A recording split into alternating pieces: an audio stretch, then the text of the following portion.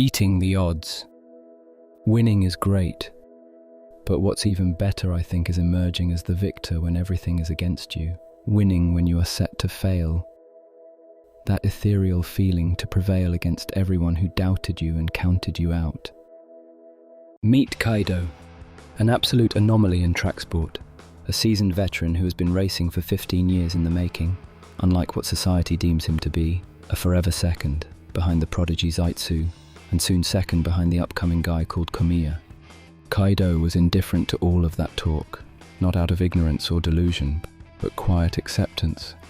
It's because he understood his reality. See, Kaido was not like other characters, someone who started with nothing and climbed the ranks like Komiya. His story was different. He was a prodigy since he was little. Racing came easy to him. The track was his kingdom, and every victory came with another crown. But somewhere between those early triumphs and the 15 years that followed, something changed. You cannot beat new beasts with old skills. Think about that for a moment. We spend our lives sharpening our weapons, perfecting our craft, until one day we wake up and realize the battlefield has changed. The old moves don't work anymore. The muscle memory that once saved us now betrays us, and we have a choice: evolve or become a relic. Kaido understood that talent alone won't get you where you want to be. Talent is the opening act, not the entire performance. It's the spark, but not the fire that sustains you across a career, across a life. He understood that we are all burning in the fire of time. Every athlete knows this, though most won't say it out loud. The body you have today is not the body you'll have tomorrow. The reflexes that saved you at 22 abandon you at 30. Time doesn't negotiate. It doesn't care how much you've sacrificed or how badly you want one more shot. And that is even more the story for athletes. They are always risking it all for the thrill of the moment, not knowing that giving it your all might lead to a career-ending injury. One wrong step, one torn ligament, one moment where you push past what your body can endure, and everything you've built collapses. That's why our protagonist Togashi reached out to him in the film, because he understood his reality, and in understanding it, he opened himself to a new realm of possibility. Let's talk about what that clarity looks like in practice. Kaido's 15-year career wasn't a straight line upward. It was a curve that rose sharply, plateaued, then threatened to decline. He watched younger runners emerge, Komiya with his raw hunger, Zaitsu with his genetic gifts, and he could have done what most veterans do after going past their prime: quit. But Kaido did something different. He let go of who he used to be. This is not the same as giving up. This is not resignation, but recognition.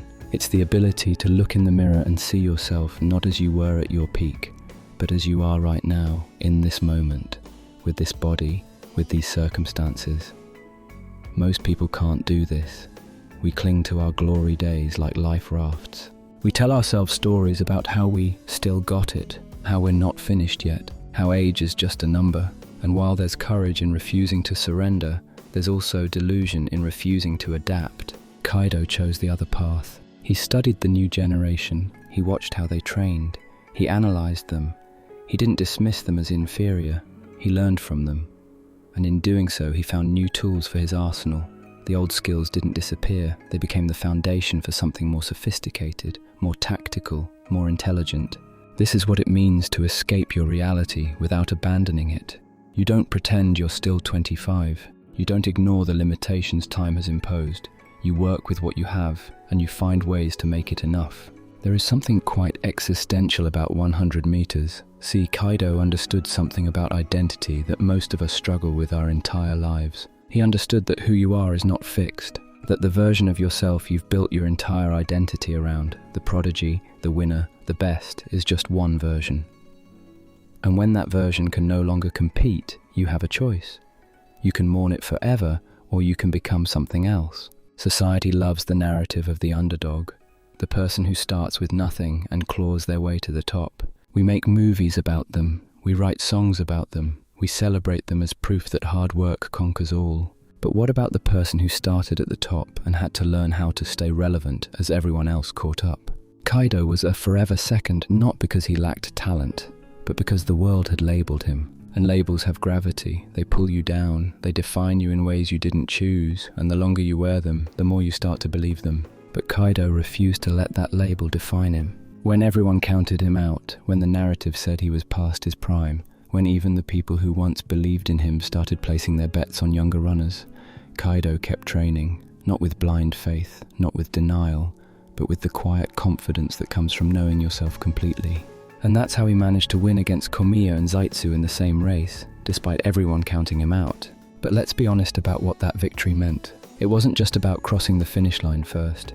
It wasn't about proving the doubters wrong or reclaiming past glory. It was about demonstrating that understanding your reality doesn't mean surrendering to it. It means working within it so skillfully that you transcend its limitations. He waited for the exact moment when their confidence would become overconfidence, and he struck. Kaido's story is not just about running, it's about the courage to see yourself clearly, to assess where you actually are, not where you wish you were. To build from that foundation instead of fantasizing about a different one. There's a specific kind of maturity required for this, a willingness to let go of the person you thought you'd always be, to release the narrative you've been telling yourself about who you are and what you're capable of. Most people never develop this maturity. They spend their entire lives trying to recapture a moment that's already passed. Kaido could have been that person. He had every reason to do so. But instead of clinging to that identity, he let it evolve. He allowed himself to become something else. Someone who understood that winning isn't about being the fastest or the strongest or the most talented. It's about being the most adaptable, the most aware, the most willing to transform. And maybe that's what it takes to win. Not talent, not luck, not even hard work. But the ability to open yourself humbly to who you are, to where you are so you can escape your reality and achieve the improbable. I think we all see ourselves in Kaido. Not because we're all athletes, not because we all face the same challenges, but because we all know what it's like to feel past our prime, to watch younger, hungrier people surpass us, to wonder if we still have that spark, and we all have to make the same choice Kaido made. We can either become curators of our past glory, or we can become builders of whatever comes next. It's about the willingness to strip away every illusion until all that's left is the truth of who you are and what you're capable of, and then only you can build something real. That's how you escape reality.